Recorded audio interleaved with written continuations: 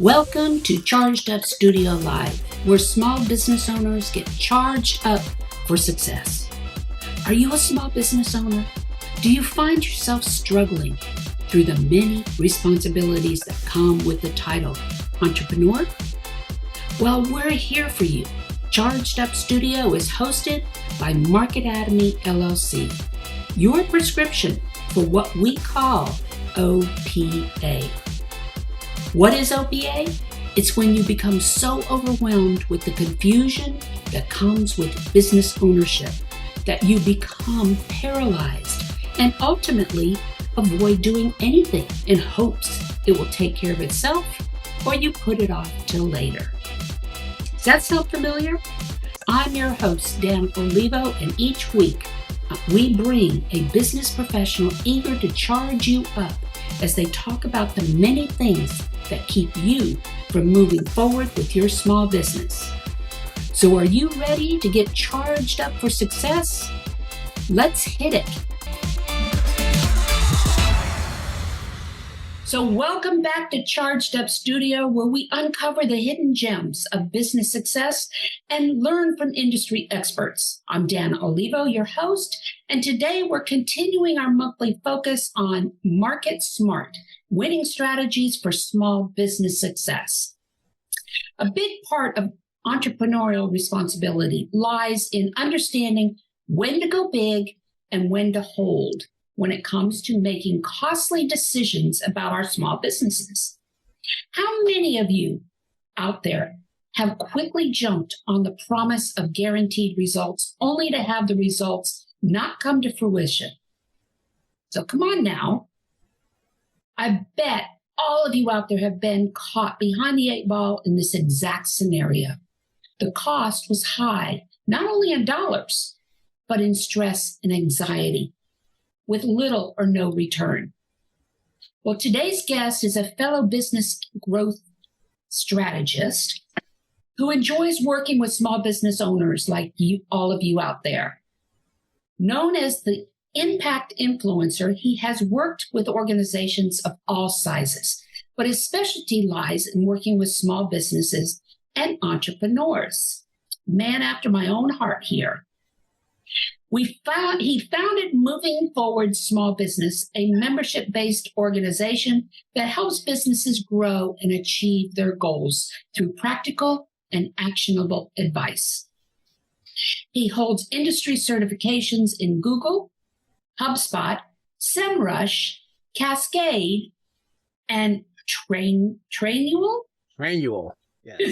He is also a board and committee member for various organizations, including the New York Marketing Association, Start Small, Think Big, International Business Development Professional, and the New York Board of Education.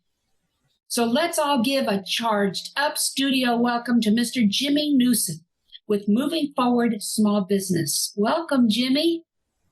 Thank you. And thank you for having me, Dana. And thank you for everyone else for hopefully listening all the way to the end. So before we get started, I always ask my guests one specific question to kind of break the ice and help our audience get to know you a little better. So can we do that? Absolutely. Okay. So go ahead. So if you were to go back and confront your younger self, what sage advice would you give him? And at what age? I would probably, I think the thing that I've struggled with the most has been making sure financially things are set up.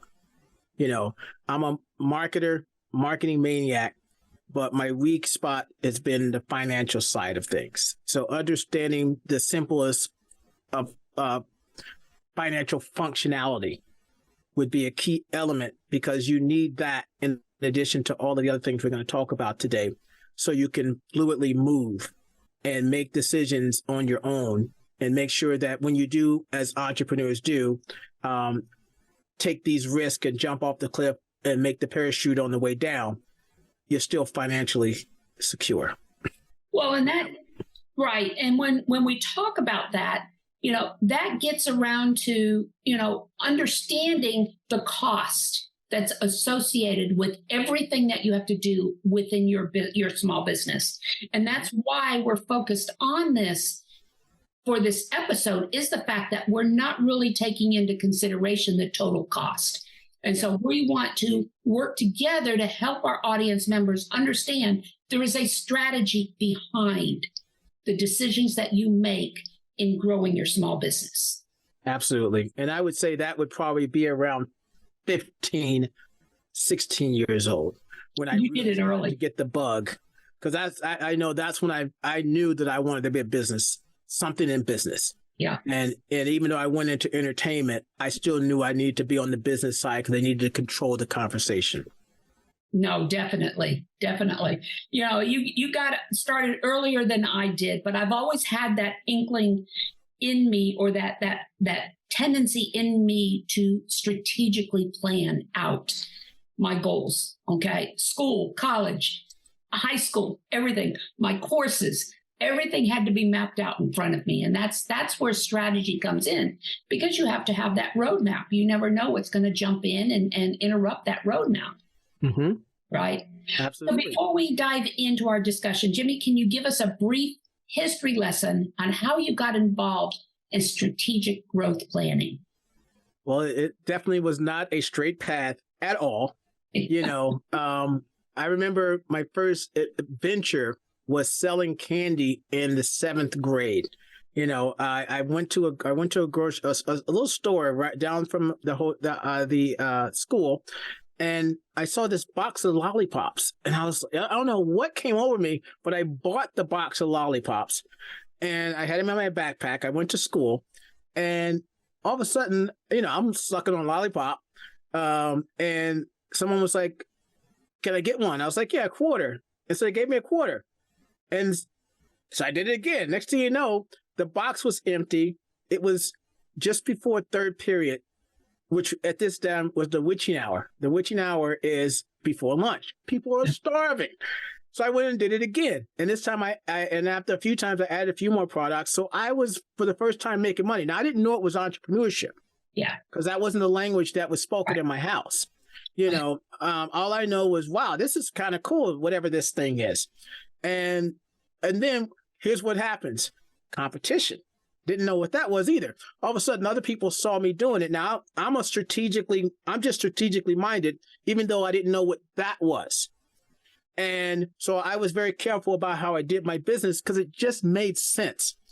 Once competition came in, they weren't business. So they're doing it in front of on the side. They're not paying attention for the teachers looking, this and that. So the whole thing blew up. I didn't get caught because I was always careful, but they ruined the market. Right. Okay. That was my introduction to entrepreneurship. I was like, you mean I can make my own money and not have to ask for it from my parents? Right. And then a few years later, I started carrying a briefcase, nothing in it. I just like carrying a briefcase.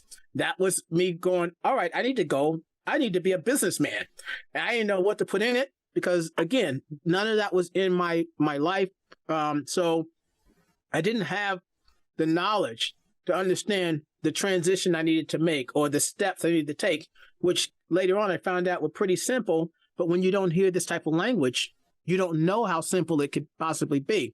Fast forward, I went into the music industry because I wanted to help people. I wanted to influence people. So I figured at that time, entertainment was the best thing. If I want to influence lots of people, I need to be in entertainment so I can be on stage. So I started going into music and understanding music and singing and bands. And then, of course, I went into music industry. I upset my teachers tremendously because they thought I was going to go into architecture and accounting. Oh, wow. Yeah. So I was a nerd. And so went into that. And then I left the entertainment industry because I got tired of babysitting these artists who thought that the world revolved around them. Yeah. And I said, what am I doing that is not, what am I doing that I can actually make money with? And at the time I started doing video production, music videos. I said, I'll just do the same concept, but for businesses, for their business. And that was my transition into video production for corporate and small business. Next thing you know, I would go back to try to sell more video. They didn't want to buy more video. And I go, well, why didn't you? I go, the video was lovely. They go, the video was beautiful. We just put it up on YouTube and it didn't do anything. So it's not really a good investment for us. What they were really saying is we don't know what to do with the video. And they don't have a strategy around it. They probably didn't have the infrastructure in their business to support video being one of their main channels to drive revenue, to drive conversion. So I had to learn how to teach them how to leverage the video better, which got me deeper into marketing and digital marketing. And then as I got deeper into digital marketing, I still ran into the problem because they didn't have a solid business foundation. So then I had to start teaching them about how to build their foundation so they could leverage the digital strategies that I put in place for them better. You can't generate leads if you have a horrible website. If you're driving into to an unoptimized page for conversion, if you're not clear on your messaging and your social media channels all look like different companies because they're not on the same page with each other and the website is just non-existent or horrible, which doesn't do any support for your brand when you're competing against other brands. When people will look at it and immediately go, well, you don't look like you should probably be in business. Not going to give you my money, right? And that got me into business strategy and business consulting and advising. And then in 2020, I launched Moving Forward Small Business to be more of a platform for strategy line professionals so they can look at the bigger picture and always be a few steps ahead of their competition. No, that's great. So, but, and the funny thing is that the key word here is consistency. Mm-hmm. Key word here is consistency. And when we're talking about strategy, that's what we're building. We're building consistent brands is what we're doing, whether it be sound, whether it be smell, whether it be, the visual, whether it be, whatever it is, there's a consistency there, Absolutely. Absolutely. So let's move on with our conversation here. And the very first question I want to ask you is, what do you say strategic planning is, and why is it essential for small business? Absolutely. And this is the part that I stumbled on over the last few years, where I had to try to figure out, what is the problem that most businesses are having? Most people think they have a finance problem. Some people think they have a human resources problem. Some think they have a marketing problem. At the end of the day, you have a strategy problem. If you don't strategize and determine what is that North Star, regardless of the path, then you're just doing things because of any reason but the right reason. So for me, strategic planning is the process of outlining the business directions, making decisions on allocating resources, establishing goals that are achievable, but that are still long-term enough where you can grow into them, but, short enough where you can actually see things getting done, excuse me. And it's essential for a small business because it becomes your driver, your North Star driver. Again, it gives you the steps when you've really outlined what that business plan, what that strategy looks like. You have a blueprint. You have the reason to say yes to the right things and no to things that look good but are not the right thing. Right. And that's important. And yes, strategy is critical, but I think the underlying component to strategy is education first. You have to know what you want. You have to understand cash flow. You have to understand the components that go into strategy. When you were talking about the financial side, how do you build business credit? How do you do this? Those are the kind of things that underlie the strategic aspect of it. Mm-hmm. So education and understanding is key. All the stories, all the reports out there all say, lack of leadership, lack of funding, all of this are the reasons businesses fail. That's not the reasons they fail. I couldn't agree with you 100%. Right. Exactly. I said that right. I hope I said that right. Yeah. I think I knew what you meant. I agree with you 100%. I couldn't agree with you more. There we go. We're getting there. No, I think I knew what you meant, but it might not have come out that way. So what are some of the benefits if we are to implement a strategy? Okay. Explain what are some of the benefits that we're going to see that are going to be critical to the growth of our business? Yeah, it really comes down to, we need to get things done. We need to get the right things done. So the benefit is you have clear objectives that match your focus areas, the purpose, the vision around the values of what you're trying to build. So everybody is on the same page, whether they're employees and staff, whether there's other types of stakeholders, which goes up and down the line of the organization, depending on how big the organization. It helps get alignment with your vendors, with your external teams, such as freelancers, and even the customers. The objectives are so clear that now we know what needs to be done. And now you're no longer guessing. It makes your decision-making processes not only better, but easier. You can now identify growth opportunities. You can also identify what needs to be improved. Right. Strategy does so much for you, and that takes the most time, but that's where you should, at some point in your business, you have to step back and stop being the practitioner and be the CEO. Yeah. Be the growth strategist and go, before I thought this was not worth my time because I needed to fulfill an order. Well, if you want to fulfill 2 orders, you're going to have to step back, work on a strategy so you have the team or the means of fulfilling 2 orders, but you still have free time to think bigger. And that's exactly it. That's exactly it. What I tell my clients is when you start chasing checks, you're back to a job. Absolutely. When you start having to chase those checks, you forget about why you went into business in the first place. Mm-hmm. What's your why? So many small business owners go into business because they do or make some kind of product or service. Right? Absolutely. But they don't have that knowledge base to build an infrastructure around it.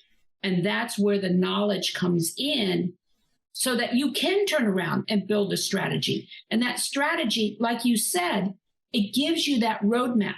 It helps prepare you. Now, depending on how you put the strategy together, you can have a sequencing strategy, okay? Or you can have just a plain strategy. A sequencing strategy will outline 2 or 3 different roadways, pathways, should something come up like COVID, which everybody did not expect, okay? But when something comes up, okay, if this happens, how am I going to turn around? How am I going to mitigate the effects that this is going to happen, to my business? All right. So let's put in a plan B or a plan C on how I'm going to get around that area, Absolutely. Absolutely. Yeah. And I think that a lot of small businesses fear making that knowledge known. And, we don't want to talk about that because it doesn't sound good for people to hear that. And you're going, but that lets people know that you really have your finger on the pulse. Right. So when it comes to investments, right. An investor wants to know your SWOT analysis. Yeah. Which is the two of the most important components is your weaknesses and your threats. What could stop you? Right. If you know what that is, you're in a better position for them to go, okay, because we know no business is without threats. No business is without weaknesses. You know what they are, so we feel more comfortable working with you. Instead of you running with your eyes closed going, nah, I don't want to hear it. And that's true. And part of the leadership aspect of you as CEO, you need to train your team. You need to help your team understand what are the long-term goals? What are the short-term goals, that we're going to be working towards? When I'm working with my clients on a strategy, okay, number 1, we start with revenue. Mm-hmm. Because revenue is the generator of everything else that you do. But revenue is only one small component. It's how you're going to make that revenue. What products or services are you going to introduce? What partnerships are you going to introduce? What resources are you going to need? All of that goes into your strategy so that and then you have those metrics that need to be put in place. Absolutely. And then even to build on top of that, we look at leading indicators versus lagging indicators, Right. your KPIs. And that's when you have to tie your revenue generating to a specific task, a specific path, a specific product. So now instead of someone saying, we just want to do an extra $300 million a year, I know that's a lot of money. I just kind of threw that number out there. I was going to say, yeah. You're not a small business. Let's bring it down. Yeah, that's not a small business. Let's say I want to generate an extra $50,000 a year. Right. And you go, that's great. And then you just put that number out. That's a lagging indicator. That means it's not tied to anything, but so it doesn't give true clarity to how do we do that. Right. But the leading indicators, now we have to tie it to something through this new product, through this existing product, through looking at our current member base and figuring out how can we serve them more. Exactly. Now you've got a leading indicator to tie to that lagging indicator, which is that $50,000 in additional revenue. So now you have a better chance of achieving the $50,000 in revenue because now everybody can get on board with, well, what do we need to do to make that happen? Right. And that's true. And this leads into one of my next questions as far as the critical components of a strategic plan. Like you said, the leading and the lagging, it's important to understand those metrics are how you're going to know whether you're moving forward or not. Okay. Absolutely. Because it's so easy for us to set those things in place and set it over on the shelf and not pay attention to it. Exactly. Okay? Yeah, and I want to build on that too, because again, if I say I want to make $50,000 more this year, and then I just go back to business as usual, that number can get lost because it doesn't motivate me to do something. Right. But if I decide I want to we want to focus on getting this product into the hands of 25,000 more new businesses this year, or that's something that we're all excited to do, which is again going to allow us. Next thing you know, we look up. We didn't think about the 50K, but we thought about what we were trying to do with this product. Right. And the result of that, we saw 50K come in the bank account. Yeah. We didn't forget about it. Yeah. Yeah. No, you're absolutely right. And this is where the role of market research and data analysis comes in. Mm-hmm. Because if we can't, again, strategically map out how we're going to make that 50K, what products are we going to bundle? What products or services are we going to, introduce? Are they going to be new? Are they going to, take a longer lead time in order to introduce them to the market? Are we going to expand our market? Now with COVID, pretty much all businesses have almost a worldwide reach. Absolutely. When you think about it. Okay. But how do you, to think, that way, now you have a product or service that used to be very niche within your geographic area. And now it's opened it up. How do you manage the growth in that larger geographic region? Those are things that have to be taken into consideration. Absolutely. When you're putting a strategy together. So when you have somebody who comes in, and I know you guys out there have had this. 9 out of 10 of you have already experienced this. When you've got somebody, how many of you are hit daily with digital marketers coming in and saying, I can do this for you? Or, SEO marketers or these people saying, I can do this for you. It'll bring this many leads in, and all of this other stuff. And they have no idea about your business. They don't know what your strategy is. They don't know what you're over. How can they tell you that they're going to be able to do that without understanding this? Oh my goodness. I know. Oh my goodness. You just, opened up a whole can of worms here. Oh my God. I'm not even going to comment. It's just going to infuriate me. But it's true. This is what we're trying to get across to the audience out there is, there's a lot of those what do you call it? The rabbits, yeah, I forget. I know you're trying to say it. Yeah. You know what I'm saying? There's a lot of those shiny objects out there that are going to be thrown at you as business owners.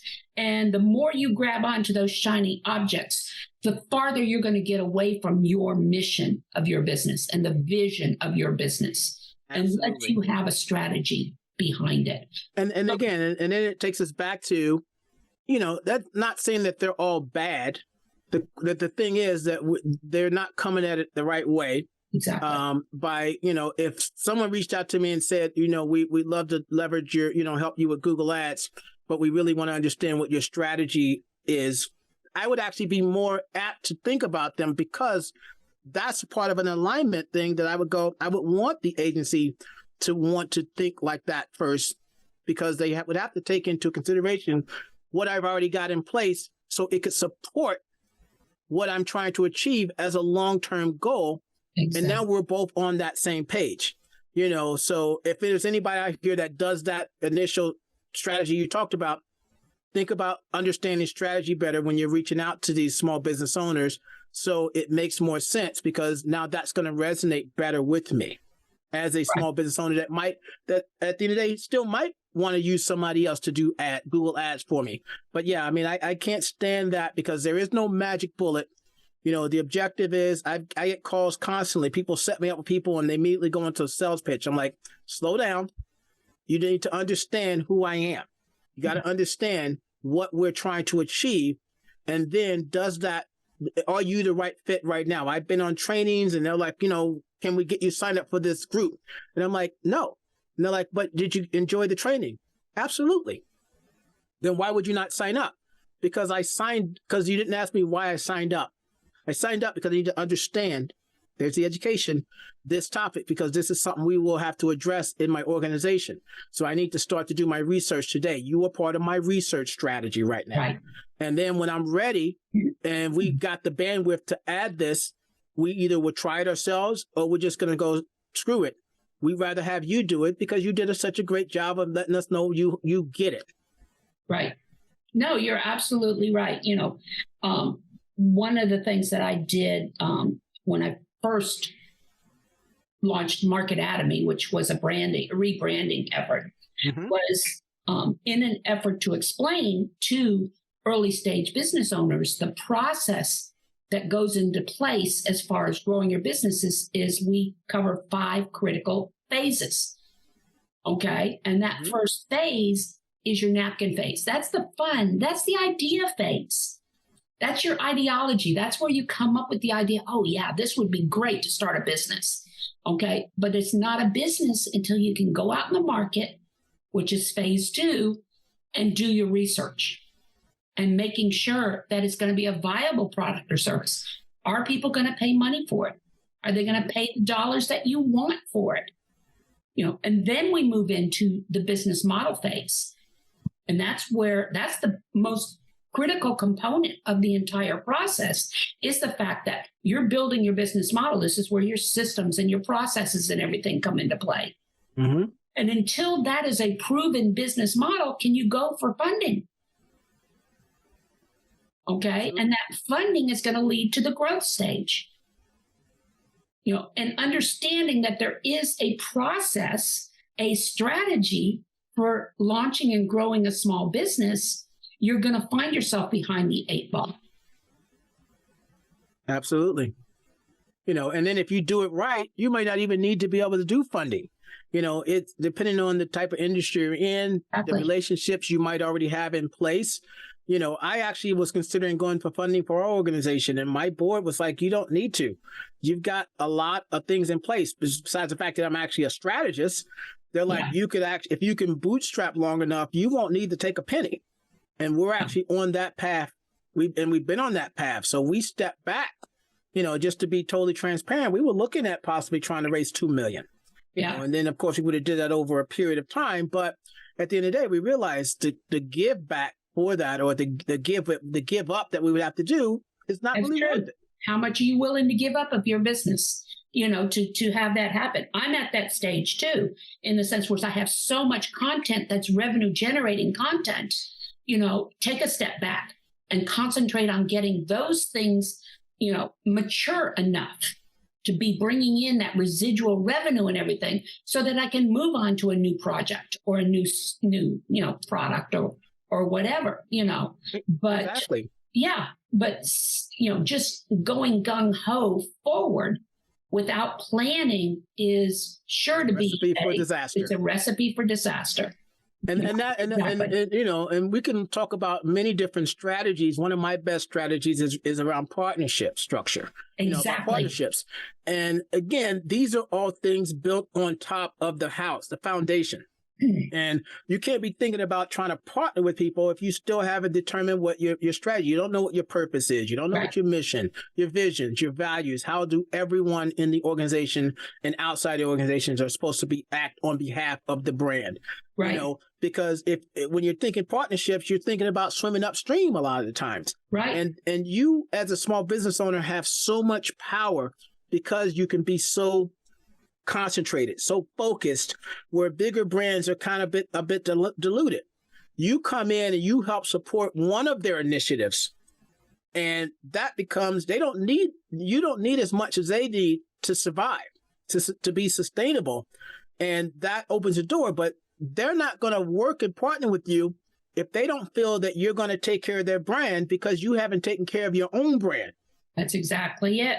I'm going through a situation right now where I'm working between two different companies and trying to determine, is it a strategic partnership or is it a client-based situation? How do I structure this to where it's going to benefit everybody involved? In our objectives down the road, and that's where you have to take a step back and you have to really think about, okay, what is my overall vision? And does this feed my vision for my company? Absolutely. And that's exactly it. So what are some of the common challenges or pitfalls that businesses often encounter during the strategic planning process? And this is critical because I've done this so many times with clients. Yeah, absolutely. Yeah. I think the biggest thing is there's a few. One is not thinking big enough. Exactly. That's one. Another one is not involving the right people at the right time in the process. Right. Some business owners, because they're still in that I have to do everything mode. Right. They complete the entire strategy without getting input from any one person, and that doesn't create excitement. Right. Because if they didn't help you create it, there's no skin in the game for them. There's no excitement for them they're like, well, that's great. That's a great strategy, but there's no buy-in. So you're not getting any buy-in from people. Strategy is about leveraging other people's experiences, other people's, everything about the other person, because again, it opens up the door for you to let them feel just as important about the business as you are. Yeah. So bringing them in, thinking big enough, being clear enough, because you can have multiple focus areas. We call them focus areas, which is where the objectives sit in. What are the focus areas, and are they big enough that you can focus on that for a year or longer? Because the objectives within those focus areas will change. Right. They make the objectives the focus areas, and then if they get it accomplished, now what do I do? You lose that steam and that momentum. But if we know that we've got this big focus area, we achieved the objective. Now everybody's like, okay, we got the objective done, but this is still where we're going. Right. All right. I think the obvious next step is this. You can keep the momentum going. You can keep people excited. You can also let people know when things begin and end. Right. So, all right. So right now we don't need this right now. So we're going to pivot because we need to do this. And, it creates a better communication strategy. So communication is another one, understanding, and then giving people access to the actual plan. Don't put the plan into a Word doc, a PowerPoint, and then never open the damn thing up for the next 3 to 6 months. Right. Those are some of the key pitfalls. Yeah.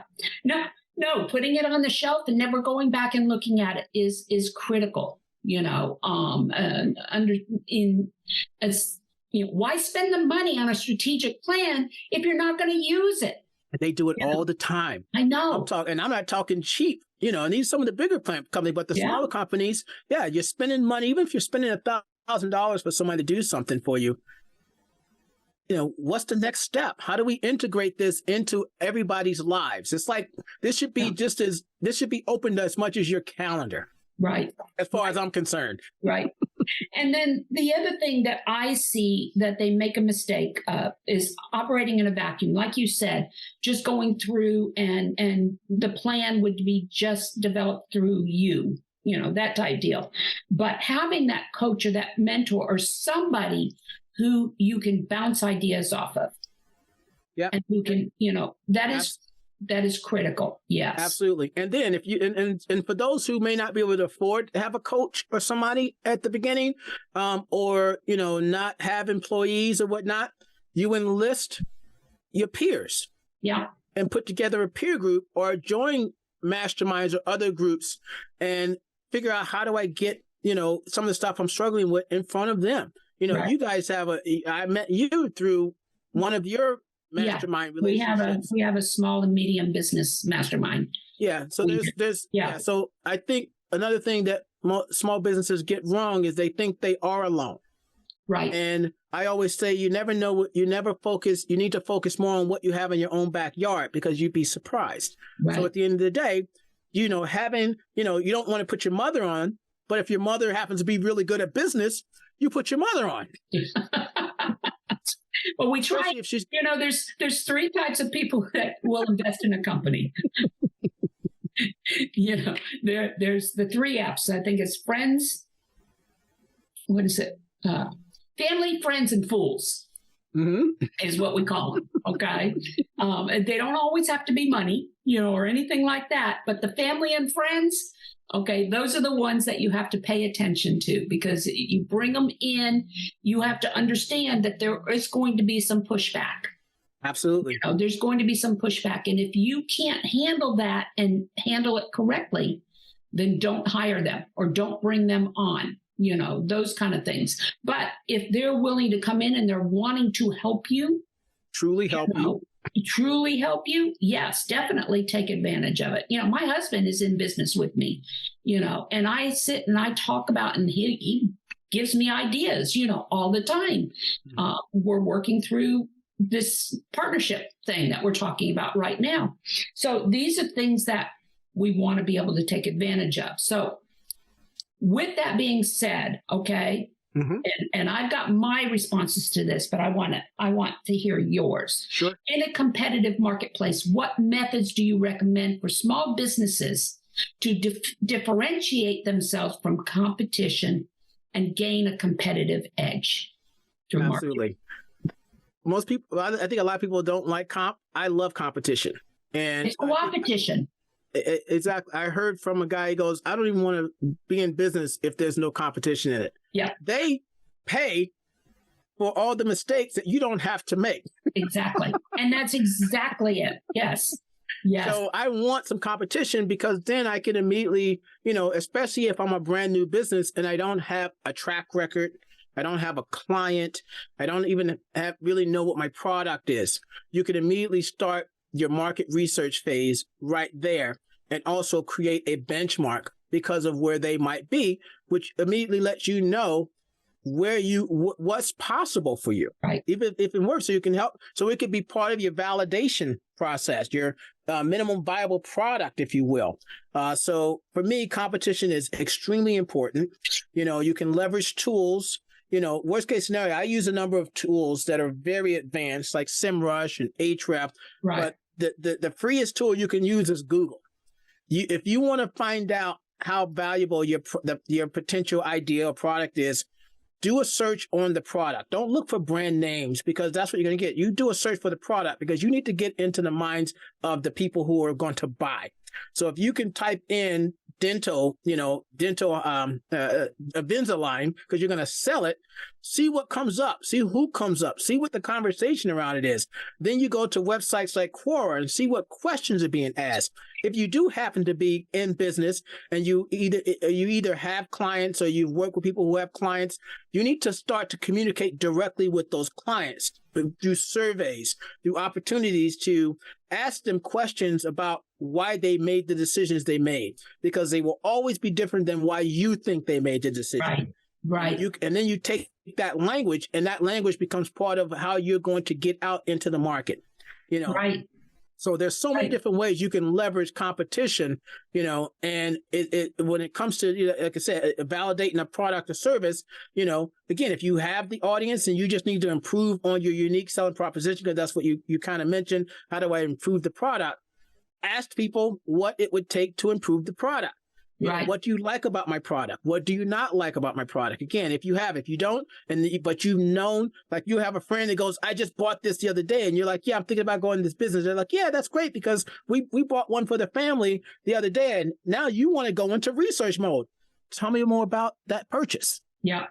Tell me more about that. That becomes research. They want to talk about it because they're excited. Right. Take advantage of that. No, and that brings us around to the customer experience. Mm-hmm. Okay, because that is a good, number one, how can I say, focus of your strategy. Your entire business is built around your customer experience. And mm-hmm. So if you can't put yourself in your customer's shoes and not assume, but back it up with research, all right, you're going to be, and part of that is looking at your competition. What are they doing? What are they not doing? There's a gap out there that you can fill that's going to provide that value added benefit that you bring to the table that they don't. Absolutely. So these are all ways that strategic planning, and I'm trying to tie this. We could go on forever. Yes, we could. And we've had numerous conversations already. Yes. So, but what I want to do is I want to start coming to a close on some of this stuff, but there's definitely so much more that we can talk about, Absolutely. I just don't even know. But anyway, so let's talk about storytelling. Yep. Okay. What role does storytelling and brand narrative play in the strategic planning process? Absolutely. I'll make this real simple. And I heard this, I don't remember who to credit it to, but facts tell, stories sell. Oh, yes. That's it. Yes. You involve stories people remember, they can associate, they can feel themselves in it. They can see themselves using it. Now they want to leverage it. That's exactly it. And that's what develops those relationships. And ultimately, the goal that you have when it comes to business is you want to turn those customers into raving fans on the back end, because that ultimately becomes your your sales team. Absolutely. Those people. So what advice do you give small business leaders who have been hesitant or unsure about embarking on the journey of developing a strategic plan? I say, if you want to stop wasting valuable time, energy, resources, start money. Yeah. And then, so when I say resources, that could be any and everything, anything that's costing you and you're not getting an ROI back on. Right. You need to start thinking about, you have to understand you're probably not thinking strong enough. You're probably not being clear enough. You haven't established who you truly are. What is so unique about you and your organization? These things will make everything else clearer. So get, if you've never done it, get into a group. Start doing some research. Make it a priority to go, I need to understand business strategy and strategy planning. And that itself will probably start to motivate you when you realize the true benefits of what that can do for your business. And then make it a priority. Stop being the small business owner and be the CEO of the small business. Right. That's exactly it. And for those of you who are do-it-yourselfers, we do have a 3-part strategic planning process course in marketatomy.academy. So you can always go to marketatomy.academy and go into business planning, into our strategic planning process. So anyway, so those unfortunately, we're coming up on the end of another session of Charged Up Studio. And thank you, Jimmy, for joining us today and sharing your expertise. Any last minute tips you want to leave our listeners? Yeah. Again, like I said, try to figure out what your true north is. That, to me, that is the most important thing. Your true north is your vision. And when you're clear about that, my advice when you're trying to create that vision statement, it's never about your products and services. It's always about your industry and the people you're trying to help. That is what will enroll everybody from your stakeholders, from your board to your customers to potential partners. They're buying into the support, what the opportunity of helping that same audience that you help versus trying to help you put another dollar in your pocket. That's true. That's true. If you take the money out of it, the money will fall. The money will come. If you get your focus right, you couldn't have said it any better. So that concludes our podcast for today. Please leave a review on any of the streaming platforms you're listening to us on, or go to our Charged Up State Studio Facebook page and leave a review there. Charged Up Studio is the product of Market Atomy and Market Atomy Academy, the e-learning system designed specifically with the micro-business owner in mind. For more information and to register for our many courses, go to Market Atomy, MarketAtomy.academy.